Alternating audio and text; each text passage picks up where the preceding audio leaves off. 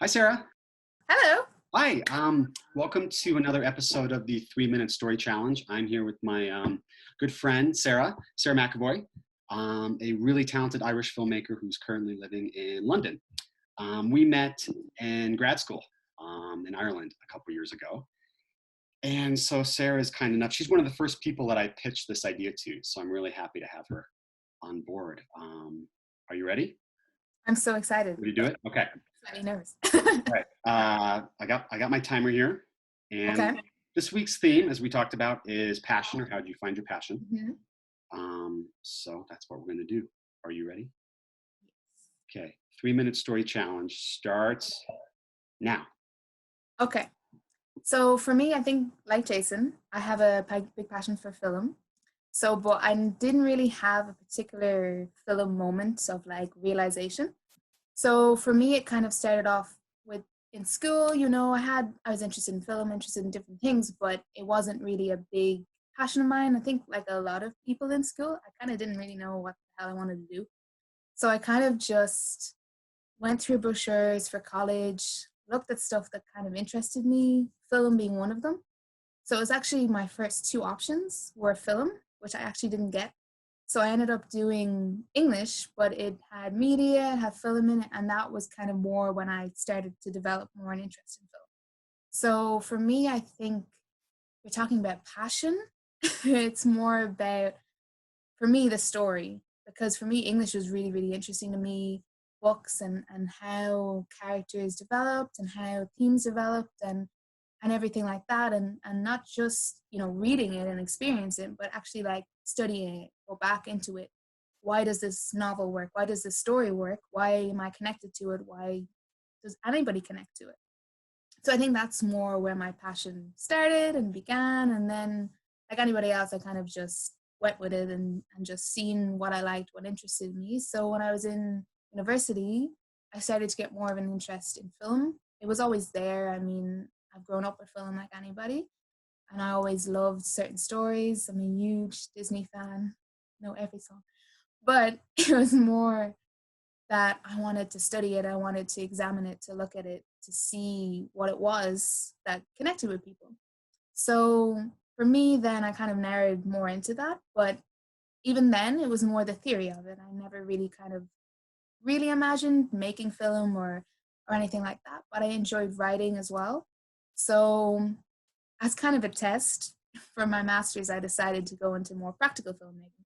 I don't know if that's the best way to start a master's. Is like, will this work out for me? I don't know, but that's what I did, and that's, I think, was the really, it was a slow process, but that was kind of the moment where when we were creating stuff, whether good or bad, or you're learning, but with people that also kind of love the same thing as you, that's when it kind of started to click for me and kind of was just fascinating, how things worked or didn't work, and how you can make a script go from here to there, and all the different components of it. The lighting, the camera operator, everything was just really, really interesting to me. And I think that was kind of my moment of, I really like this and I really want to make this. And it was more creative than I kind of imagined before, whereas it was more academic before. So yeah, I guess it was a slow burner, but that was kind of where it began. Yeah. Boom. Boop. 3-5. That's how you do it. Good.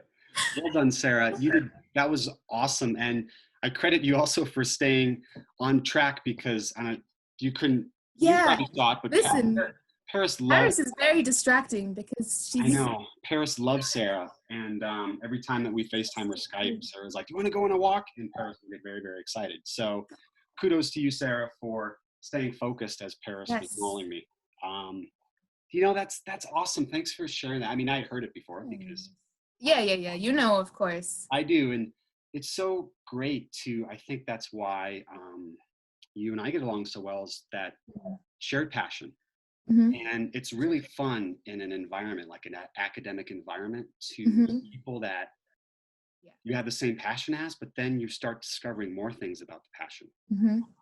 And I mean, I know you are an amazing writer, screenwriter, and I love bouncing ideas off you. Um, Yes, it's always fun. But I that's think that's the big difference between like school and university, like for me going into university and studying the stuff that you really liked was like eye-opening to me with people that really like it as well. Hmm.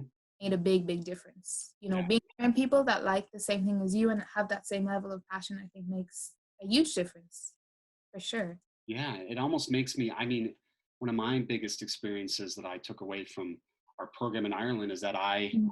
became more passionate because other people were just as passionate. So then it Mhm. becomes a shared experience, right? It's not Yeah. just one person has this, the other person has this. It becomes Mhm. a group thing. One of For these sure. days, we're going to write something Yes. together as a team. It's going to be awesome. 100%. Yeah, Yes. Has to happen. it has to happen. It's time for our shameless plug slash, the last story that you saw or Yes. heard or read that you really loved. So do you have Mhm. anything you want to plug? I mean, I don't really have, as we talked about, I don't really have me to plug because I don't even know what to plug unless someone wants to hire me a job. But other than that, I think just like with everything going on, even the story you put up about your friends, I think there's been so many nice stories about people trying to help out, donate, doing whatever they can possible. I think that's just like it makes a really big difference. Even just little things like that, or even like what you're doing, like trying to connect people, trying to just kind of give everybody a little bit of hope, a little bit of connection makes so much difference. So I guess that's my shameless plug. It's a nice plug. That is a great plug. That's a great plug. Well, thank you. You were awesome. Thanks for being one of the Thank brave people you. to go first in this whole process. And thanks again for letting me pitch the idea to you a couple weeks ago. It was a great idea. Thank you. Thank you. I'm sure I'll talk to you soon because Hmm. that's kind of how it goes. And stay safe and stay healthy in London. You too. Bye. Bye.